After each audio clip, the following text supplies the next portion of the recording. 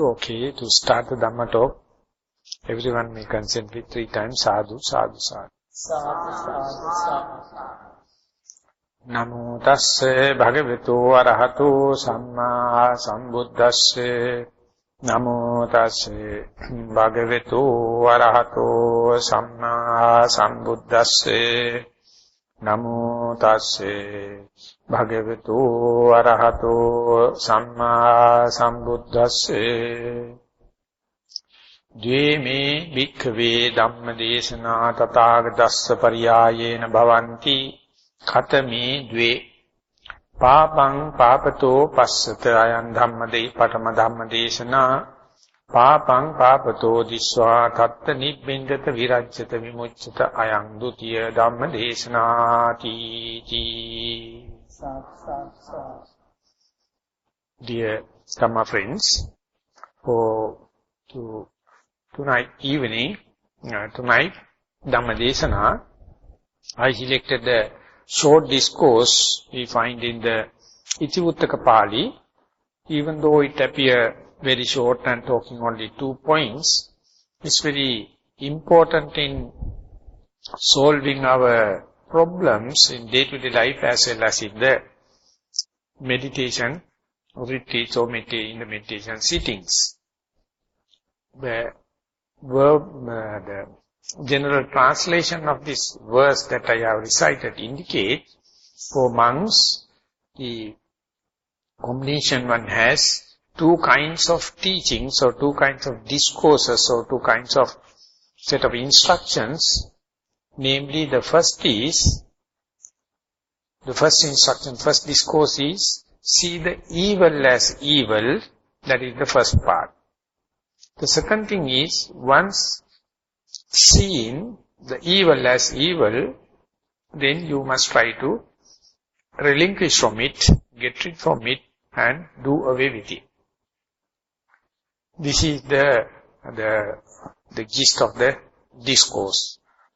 So this is basically good in resolving problems and whenever the difficulties arises, and the way it presents indicate is completely upside down when we compare it with our common sense.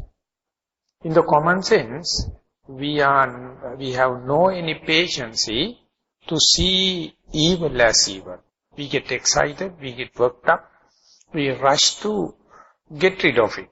We rush to do away with it. We rush to relinquish from it without taking much time in understanding and comprehending the evil as evil. So, that may be the reason why the Buddha has taken specific time to present in 2 points and keep it in the proper order. The first and foremost is understanding the evil as evil, and it is hinting at that level. Don't get excited.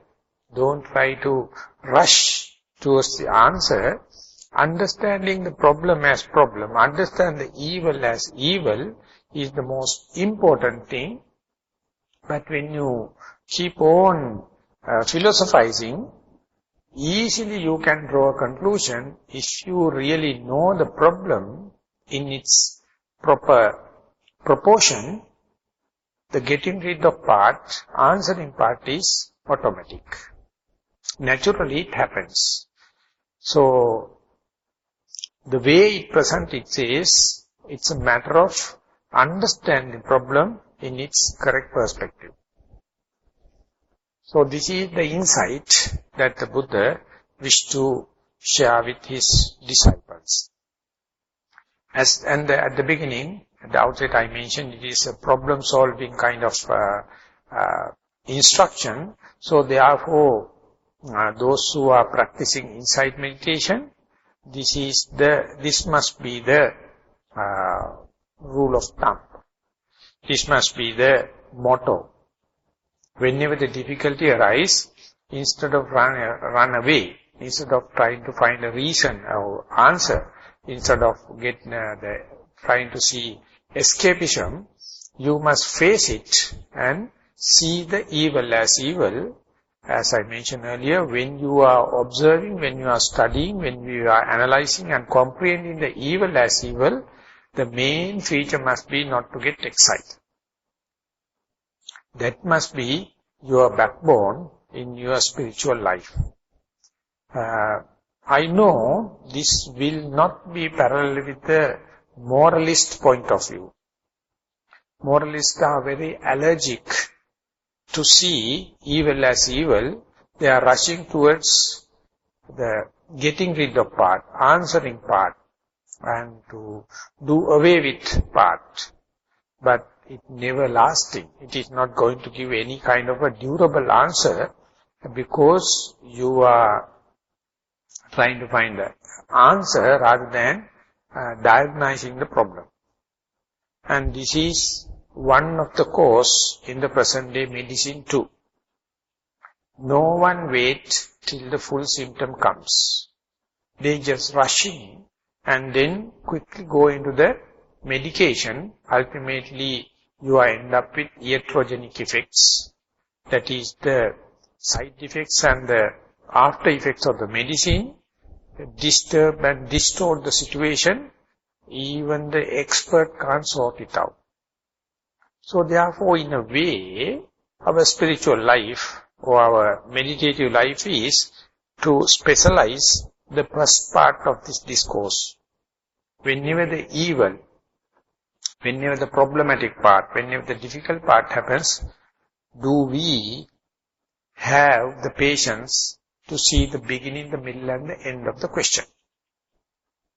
If you have the guts, if you have the tolerance, if you have the immunity to see the beginning, the mid and the end of the question, easily you will understand the ending of the question is part and parcel of the question. There is nothing you have to poke your fingers. Only thing is, if you are not waiting to see the beginning, the middle and the end of the question, then only you will get excited and you will be worried and rushing towards the answer. That means you fail to see the whole problem as such.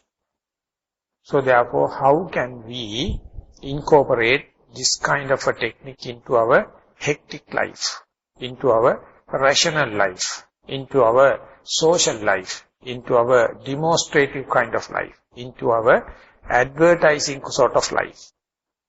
This is the point the real change takes place. And for me, personally, this is the point where the insight meditation going to start, going to set in our judgmental way, in our value judgment.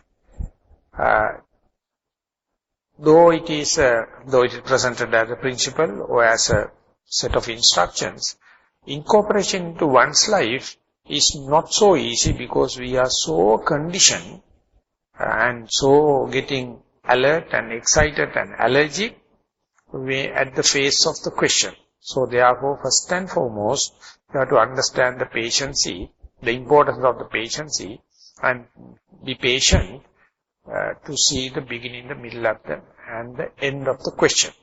So this is yet another definition for Vipassana meditation, insight meditation. Insight means see the beginning through the end, to the middle, to the end of anything, question or answer. The most supporting or most conducive mental factor help promote this idea is the mindfulness. Because if you are to be mindful, you must be choicelessly aware the whole phenomena, whether it's a question or whether it's an answer. And you must be non-judgmental. You must be unassuming. You must have suspended decision or suspended attention to the whole phenomena. So it appears like something callous, something not sensitive like. But that is what you have to develop. Otherwise, though you are rushing to the question, where you will never get a lasting answer.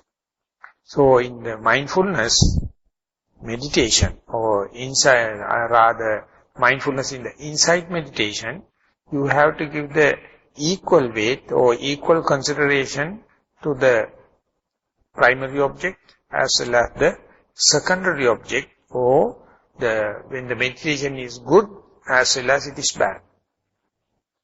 And definitely as and when you advance in insight meditation, you will come to know the truth of suffering, the first noble truth. You get more juicy, more sappy Dhamma nourishment only through the questions, only through the difficulties, rather than the success in the meditation. The success means how patiently you can go through the difficulties. This character is always incorporated in the mindfulness. So therefore, the beginners, when they are starting mindfulness, they have to redefine the term mindfulness in different angles, in different ways, and more you practice, it will be a lifelong research, and you will add more and more definitions for the mindfulness. So, understanding the truth of suffering is a kind of a job of a spy rather than the civil police. You have to get the background information as much as possible before you catch the fellow. He must, or the defilement, or if you are to personify the defilement, the culprit has to behave in the free society, in a free manner. The spying person must follow him without hinting that he is being under the surveillance of a spy. Then only you can see how the defilements are working at their own will. More and more you patiently observe it, more and more the situation come under control. So therefore, whenever you spying yourself, or if we are to draw the attention of the early part of the discourse, papam papato passata, where see the evil as evil, that will not indicate that you are seeing the evil of others. This is more effective when you are observing evil of yourself. Then it is vipassana. If you are to see the evil of others, that I will brand at such a person as a moralist.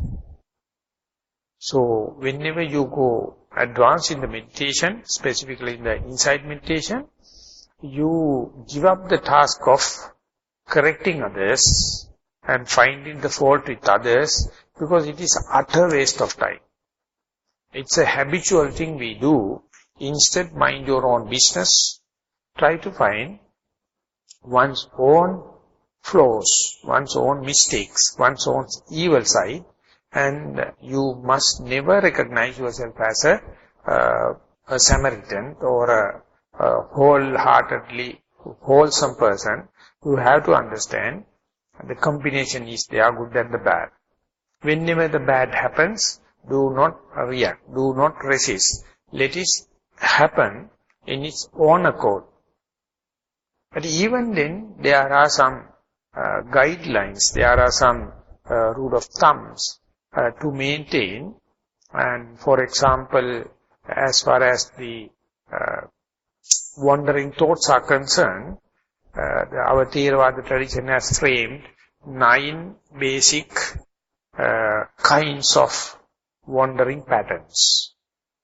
The very first things are very contagious and dangerous, namely thoughts related with the desire, thoughts related with the hatred, and the thought related with the bewilderment and the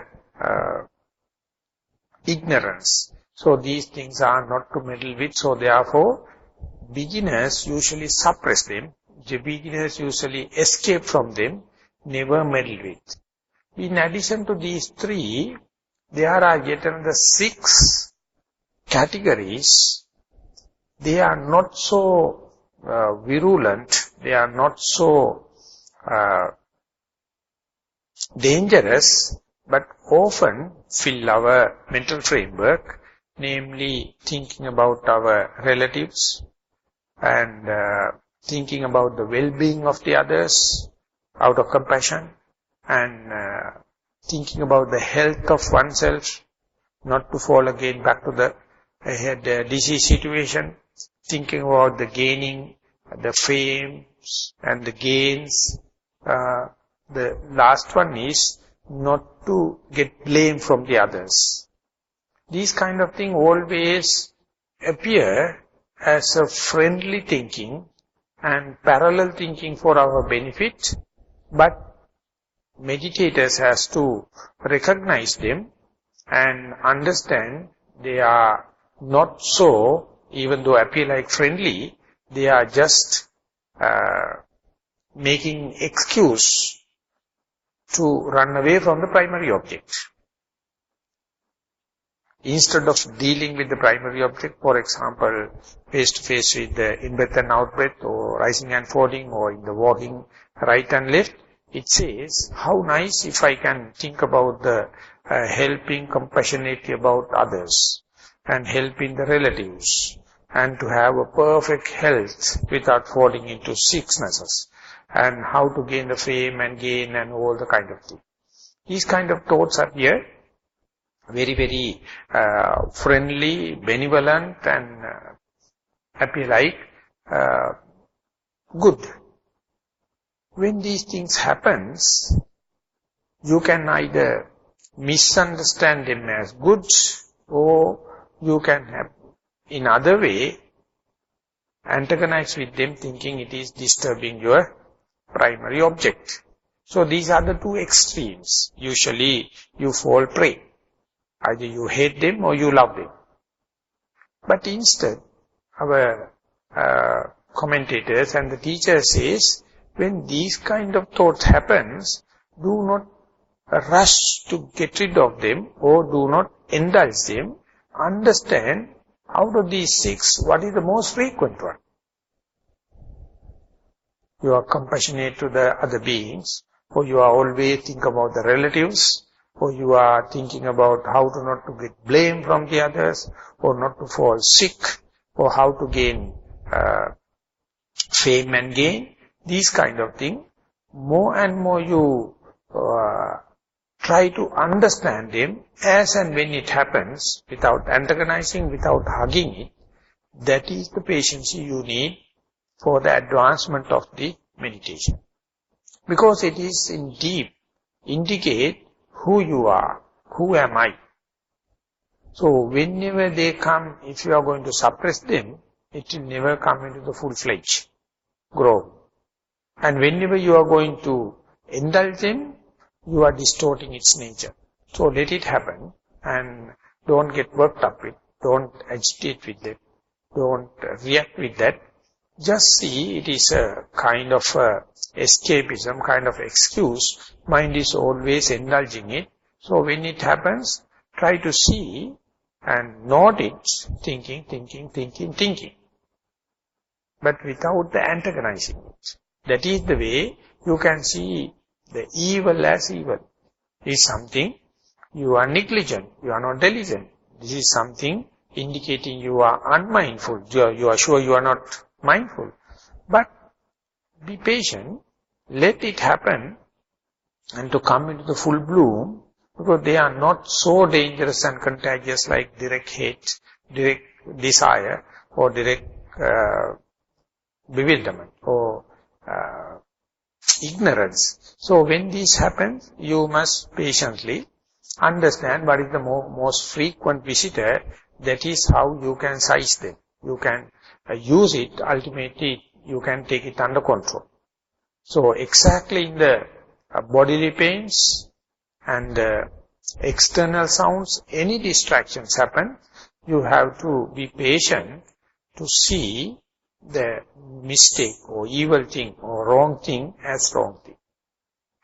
You can put it in yet another way, as meditators, sometimes as the world expect and believe, as the very particular yogi consider about himself or herself, we expect the faith to increase as and when the meditation increases.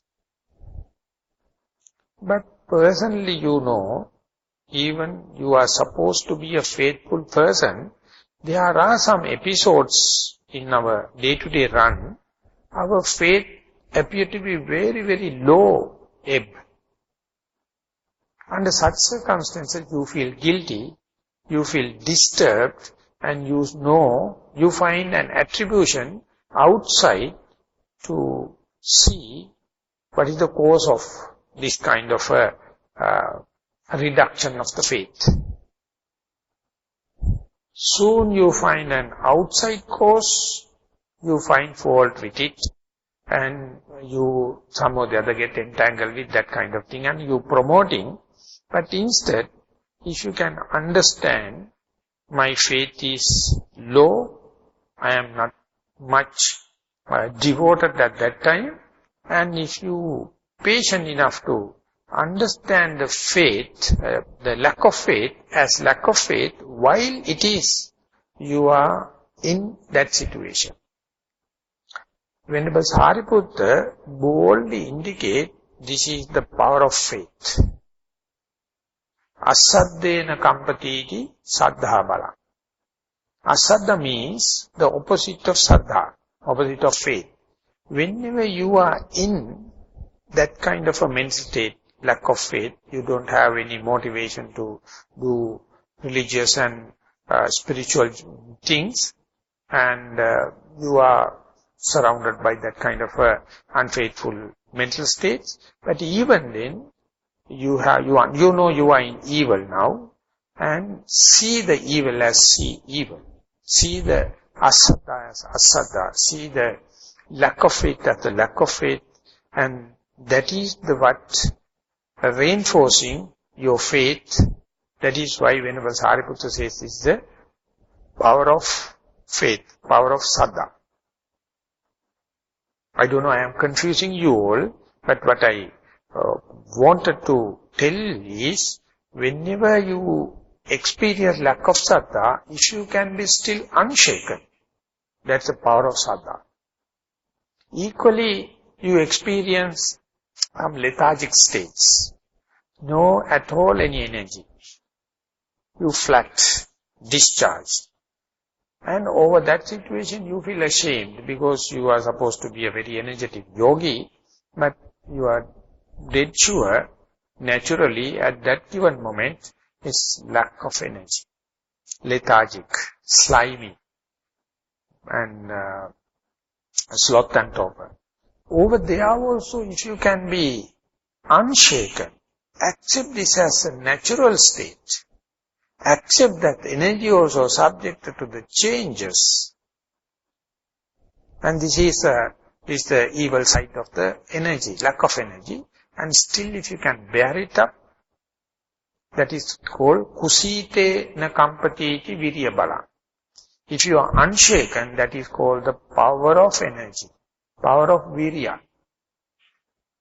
So this is happening only in the progressing yogi, but even then with the correct perspective. If he or she is well instructed, they can find a reason to be glad even you are flat, even if you are lack of virya, even if you are lack of energy, you are discharged, you can be happy. There's a reason to be glad, that because you are unshaken by it. The most striking thing that I took interest is that whenever you come to know you are unmindful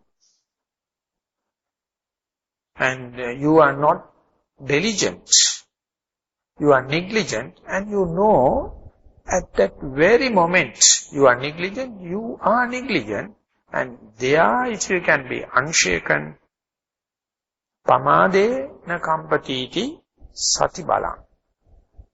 Pamada means negligence. When you are really committing, unbecoming thing, or negligent, indicating negligence, and lack of mindfulness. And even then, if you are unshaken, that is not a simple thing, it's a very, very good thing that is called power of mindfulness. The book, Power of Mindfulness, well written by Venerable Jnanaponika, I find is a serious lacking thing. He has not given that quotation. Had he has given that quotation, it would have been a value-added thing for that particular book. But even though it is not in the book, you can try. Because our whole effort once becomes the meditators to be mindful in sitting, in walking, in day-to-day, in the retreat, out of the retreat, everywhere. But often you find your mind is negligent, not mindful. And naturally what happens is you become disheartened. You become self-critical. So it makes any good. Instead, when Sariputta says, even if you are unmindful, even if you are negligent, if your mind is unshaken, you have a golden chance to create the mindfulness in the forthcoming thought moment. Because mind is not regretting. You are happy to, or you are glad to understand that I am not mindful, but I am unshaken. And uddache na kampatiti samadhi bala. Many meditators, as we discussed in the evening, meditate in order to gain the concentration. But often what they reaping is agitated mind. More and more strive, more and more agitation. Because agitation is related with additional energy. When you relax, when you do in the appropriate energy only, you can go for concentration. So beginners are often highly enthusiastic and result-oriented, and therefore ending up with this disappointment and end up with this agitated mind. But when Sariputta says, even if you are wrong and strive with result-oriented mentality and get completely agitated, and even then, if you are unshaken, you can claim your concentration is powerful concentration. And avidyaya na kampatiti panyabala.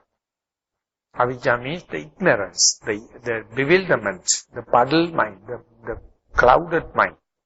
So when you are sure and we are experiencing such a situation, and still if you can be unshaken of that, that's the power of wisdom. These 5 teachings on the 5 faculties, where they are progressing from 5 indriya level to the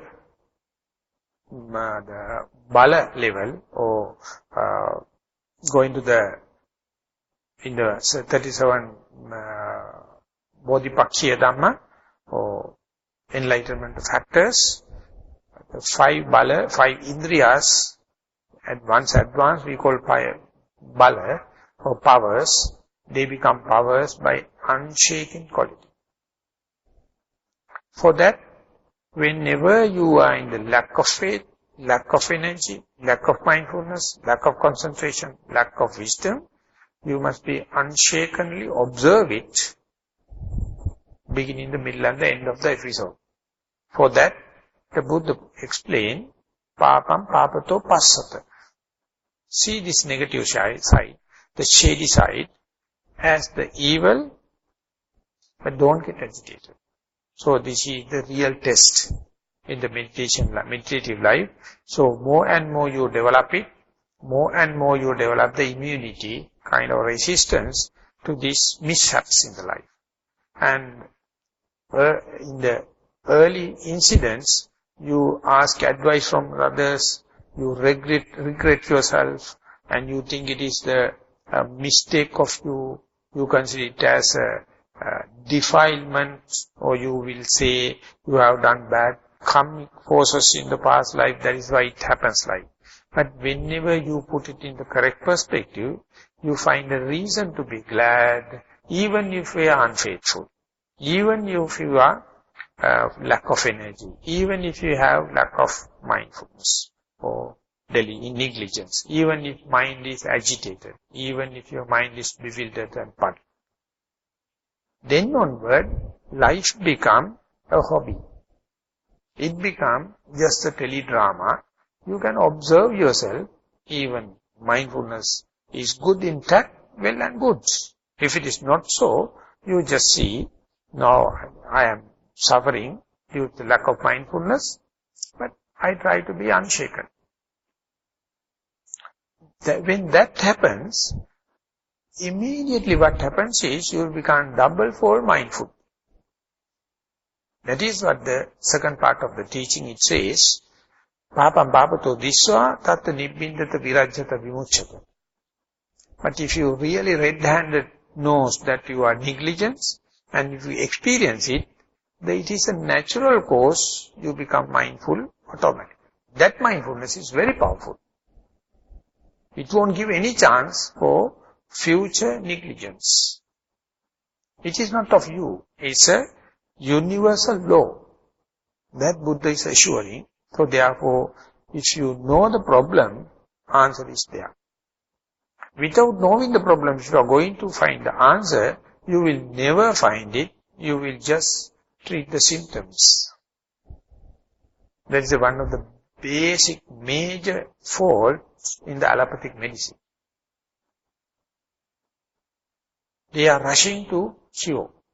They are rushing to heal the person rather than understanding the problem, not letting the problem to arise. But it is not a universal feature of the allopathic medicine. Even in the research level, opposite happens sometimes. For example, if you are for the first time encountering a new disease, usually you feel the people fully full-fledged in the disease and suffering, and then only you can understand it is not related to any known disease, it's a new disease. So to make any prediction, any prescription, you have to associate number of patients on the same symptoms, and therefore you have to welcome them. You have to associate them to see the beginning, the middle and end. That diagnosis is very, very important before you prescribe the medicine, because you have to understand the problem. You have to delimitate this problem. You have to isolate this problem and the germ. Then only you can think about a proper lasting medicine. So they are the research, the fields. The patients will observe the newly diseased person. Of course, to keep the symptoms low, they will give a generic medicine, observation. Likewise, when you are exploring into yourself, as if to see who am I, whenever the difficulty arises, instead of rushing to a decision, asking for the superior beings or the grace of the teacher or holy book, you have to just be with the problem, be with the evil. For that, definitely you should have already developed mindfulness and already got the proper instructions. Then only each and every problem, you know how to turn it to a good omen. Each and every bad omen, you can use it in a good omen, just like a spy going to see all the features of the culprit. So, whenever you are getting into this level in your meditation, you will understand how it would have been with the greatest teachers who preserved this asana for these 2,600 years. They would have learned this secret at the depth of their meditation, and therefore they were unshaken, whether they are in the gain or lost, whether they are in fame or ill fame, whether they are in the pain or they are in the pleasure. So, slowly, when you are understanding that, you will see that you are also become an instrument, you are also becoming an tool for the continuation of the sasana. You never consider these extremes, what the society consider as good and the bad, pain and the pleasure, and all the kind of thing. You try to find the middle path by studying the extremes, not by avoiding the extremes. So these teachings definitely and exclusively confined to the insight meditation. So therefore those who have the samatha tendencies, they also keep the concentration as the foremost thing. They will never understand it and no hope in teaching and dealing with this kind of thing. But this kind of discourses, here and there you find sprinkled among the other discourses, where Buddha give the shortcut. He says, Papam Papato Passata, see the evil as evil. This is the first part of his teaching. And once seen the evil as evil, the getting rid of it, relinquishment from it is the second part. In the Appamada Sutta, in giving commentaries to the term Appamada, the commentators, getting some hints from this sutta maybe, he says when you are recovering back from the unmindfulness situation to the mindfulness, it happened in double-fold way. Karapaka Appamada and Karaka Appamada.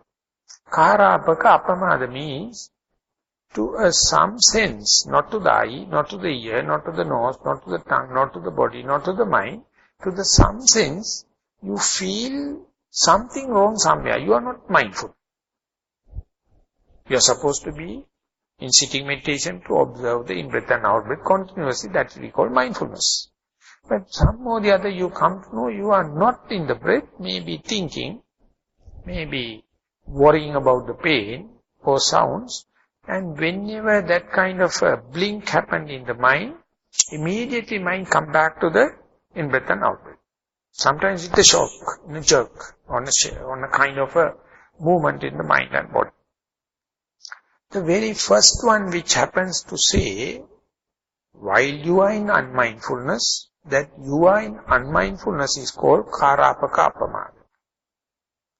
And what happens immediately is, it's a natural course, you will be back to the main track, the mindfulness.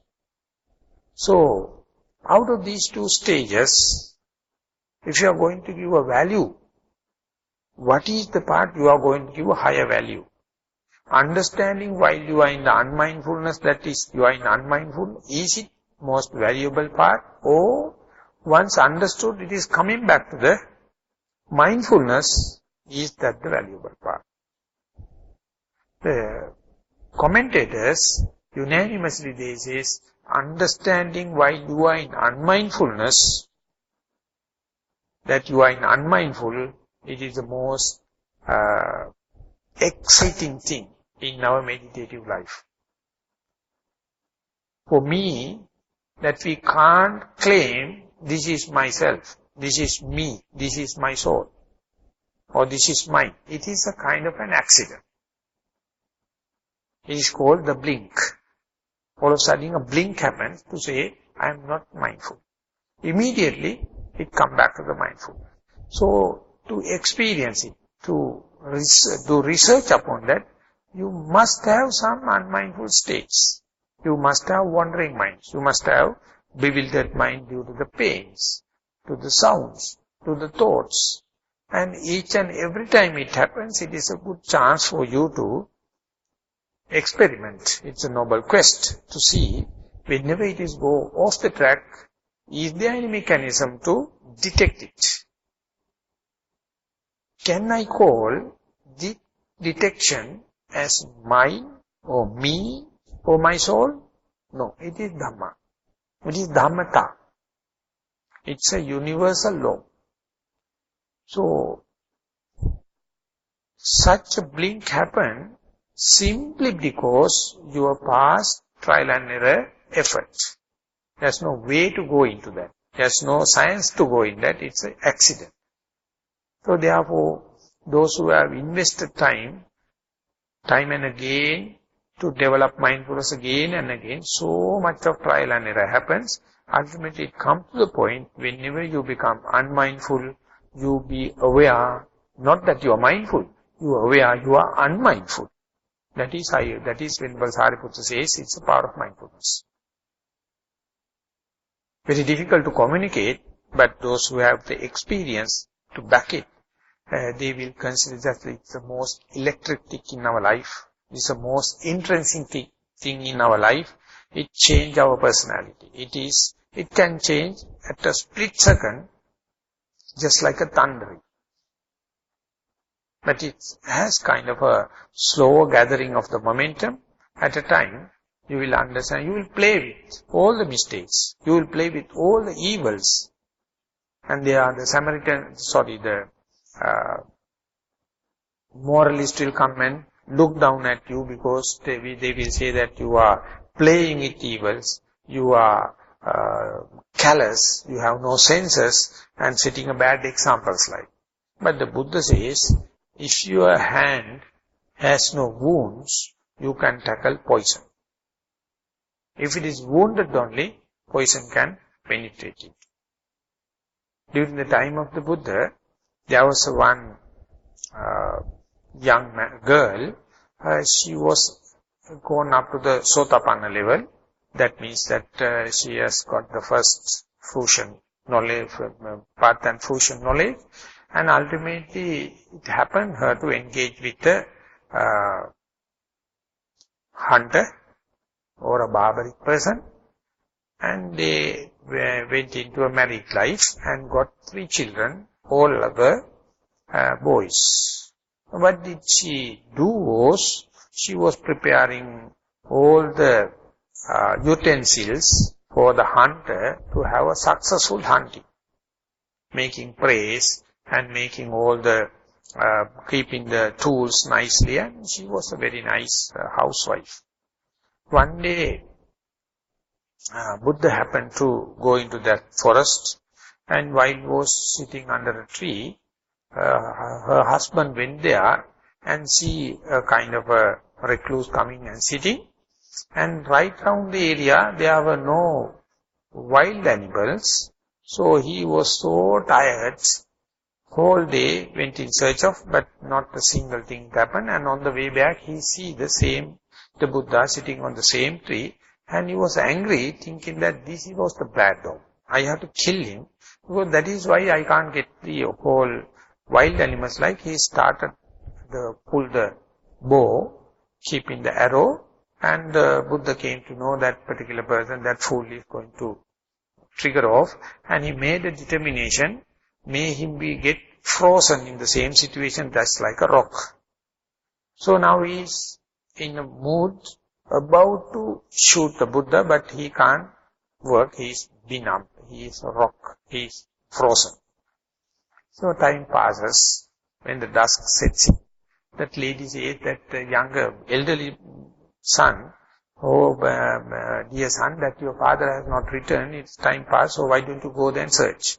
So when he go there, he see that his father is about to shoot a person, therefore he definitely read it that the person subjected is an enemy, so therefore he also took the bow and set it to shoot the Buddha, and Buddha made the same determination, and ultimately he also became frozen, and now feel like, see like as if about to shoot. And the time passed, the second son come, and he also see the father and the elder brother is about to kill someone. He told it is his duty to before everyone to kill. So he also did the same, pulling the bow, and then the Buddha made the same determination. Now 3 people in a row,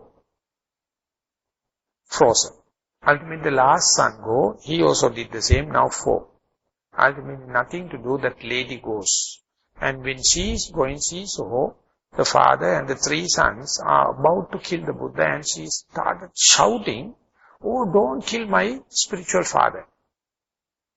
And then everyone awakened, and the husband asked, "You would have told me that your father is living in the forest. I don't know, I was about to kill."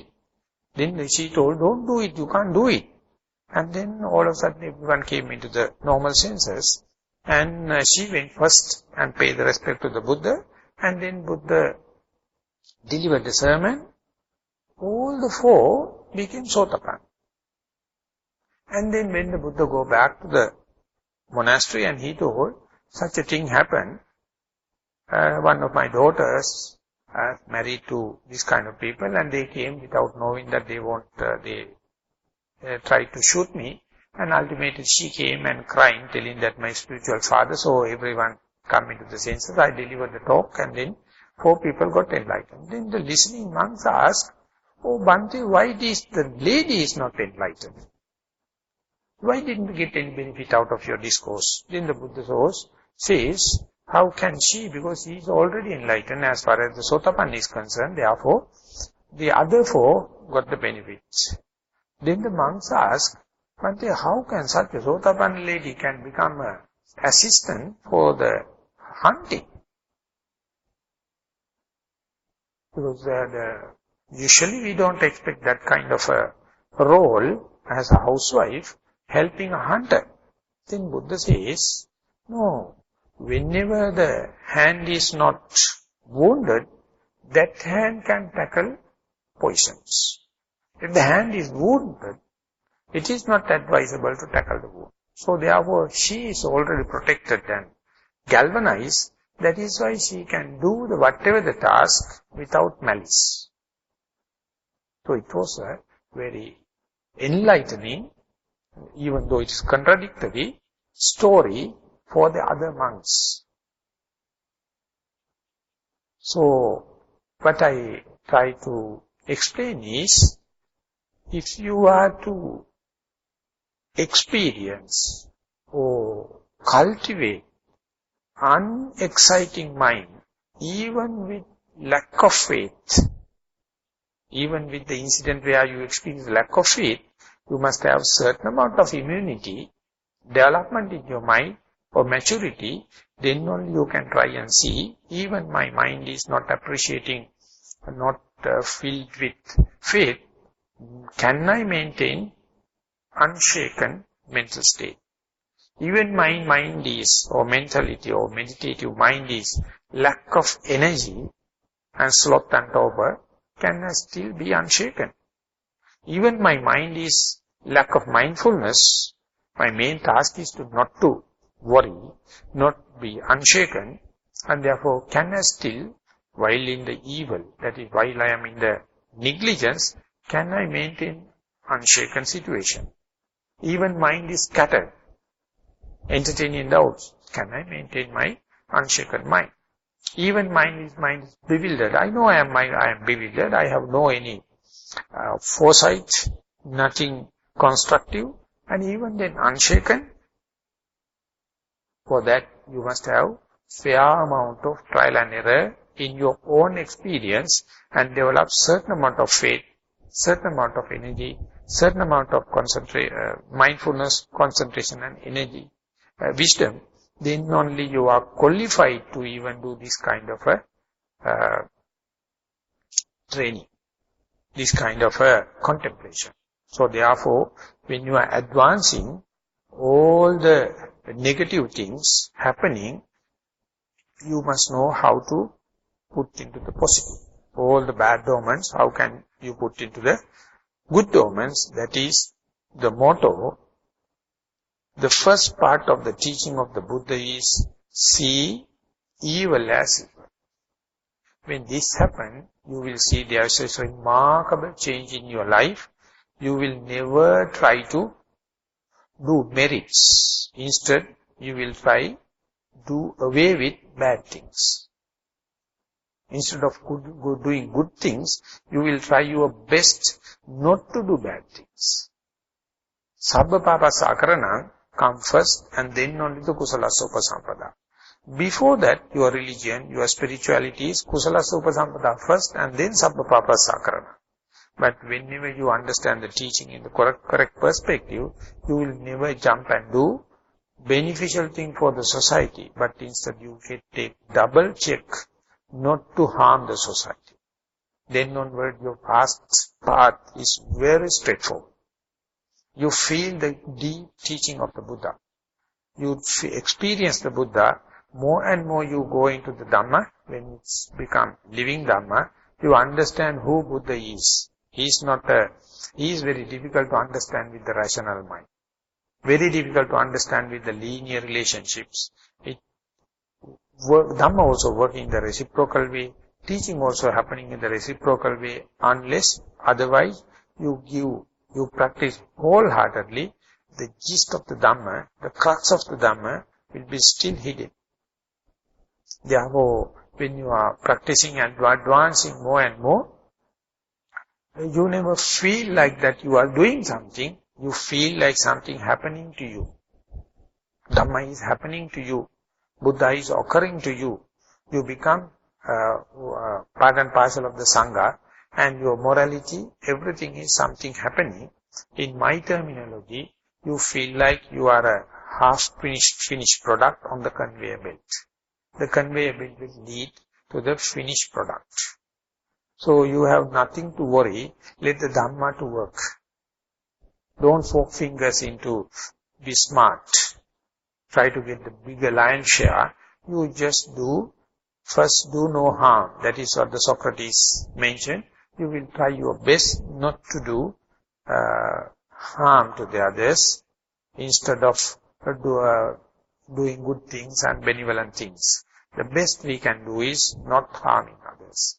For that, you have to see the mistake. You have to see the evil as and when it happens with the equanimous mind, unshaken mind, not to get excitement. That makes your steady progress unshaken.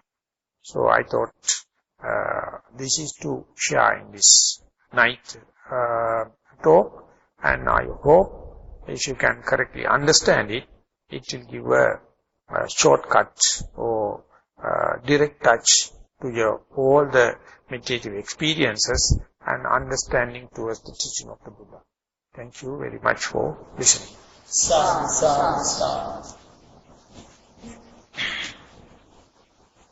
Any comments? No comments, no understanding. Yeah. How do you make seated, moving the children meditation so that they don't things to get attention? No, latter part I didn't get you. You try to see the Teddy drama. Your question? The question is, how do you make others understand that you are actually No, don't let others know that is your best. You must try not to know, hide yourself as much as possible from the others that you are mindful. It's very dangerous. In the society, if the people going to know that you are mindful, you will put into the asylum, or they will kill you. The society is like a vicious thing. You just play like a citizen John. Just yet another being. You do mistakes, they also mistake, no problem. But don't find fault with others. You never. Anything you can happen. I am person being mindful, try to be mindful, still so much of mistakes happen in me. What about other people, those who have not taken the vow? So you can pardon them. And when they find fault with you, you have to say, definitely I am accusable, I am such and such, never make any fuss. Let it happen. So I don't know, it is such a hilarious feeling to see that people are finding fault with myself. I made it justified, it's good. You also say, yes, enough reason because I have this and these mistakes. Finish. Ultimately, no traces, no cases. You are ready for the next moment. If you are going to defend, if you are going to show that I am no blah blah blah, when I am teaching and associating with the young people in Sri Lanka, specifically the girls, I am telling, don't let the society know that you are meditating. Otherwise you are completely at the lost. So your best must be to hide yourself from the society, but do the best of your ability to be mindful. But don't let even your mothers know. That's the worst thing I would say. No, in the mother is the worst thing, because that is the main disturbance come from there. Hide yourself. I was so skillful, I spent 8 to 12 years, no one knows that I am meditating. No one knows that I am interested in Buddhism, interested in mindfulness. So that is the basic thing Venerable Dhammika told. Do your best behind the door. When you go out, you are just up to any mischief, any madness. You do anything, no one suspects you. So when you come back to yourself, or when you meet your spiritual friend, share the utmost. And again you become a joker. So it is, I would say, it is just like a double acting, or cheating yourself like. Otherwise difficult in this world. So you must behave in such a way, just the citizen John. In Sri Lanka, I call Siribiris. Up to anything. You never claim. You never assume any role. You say, I am yet another being. But you are very vigilant, very observant, very diligent. Each and every mistake you know. And there's accumulation of experience. Ultimately they take care about itself. And slowly, you are withdrawn. Don't you have to have a high level of mindfulness to be like? Definitely. That is the power of mindfulness, I am telling you. This is the power of mindfulness. That is, I feel sorry that when Jnana has not put that quotation into this book. In logo, in Nissarana, we put that as our logo. Pamadena kampatiti satibala. Even if you are unmindful, even if you are negligent, unshaken, that is the power of mindfulness. That is our emblem or logo in Nissarana. So then onward, I feel like enlightened. There is no hitch there, there is no hook there, because whatever it happens, you are ready to accept it. Then you can imagine how it will be the mentality of the Arahant, the mentality of the Buddha, because accepting. He is so sympathizing himself. He is sympathizing others is no problem, because in the same token, you can understand the people, those who are not vow to be mindful, can do any mistake. So why should I boil my blood? Because being after taken the vow, I also do the same, this thing, and I sympathize. So therefore sympathizing others is very simple. You never get worked up. And that works. That works even if you are behaving with that kind of a culprits or bad, lowly people, indiscriminate. He has his own right to do it. What to do? But this silent sermon, the behavior, is talks more than 1,000 words. You can be, and his evil, his misdeeds are not going to put into my dustbin. He will keep it in his dustbin. I have my dustbin with full of my own thing, and no problem in the status maintenance, that's nothing. But I would say it's a skill. It's a kind of a skill. I feel more the young people are more with more potential than the elderly people. The elderly people are in a rut. They are in their own mentality. They have to have their own food, their own time, exactly the same way, just like a railway, run only along the rail. But the young people are just like a vehicle. They can run away and they can turn any place just like a motor vehicle. So more and more you go to the elderly, you become fixed, just like a crucified Jesus. You crucified. But if you are mindful, even at the old age, you can play this game. You can still have a free ticket. The young blood, rejuvenated thinking. So that is why the Buddha says that the time and the space become a problem as far as you are not mindful. As far as you are mindful, you are beyond time, you are beyond the space, you are in a space odyssey.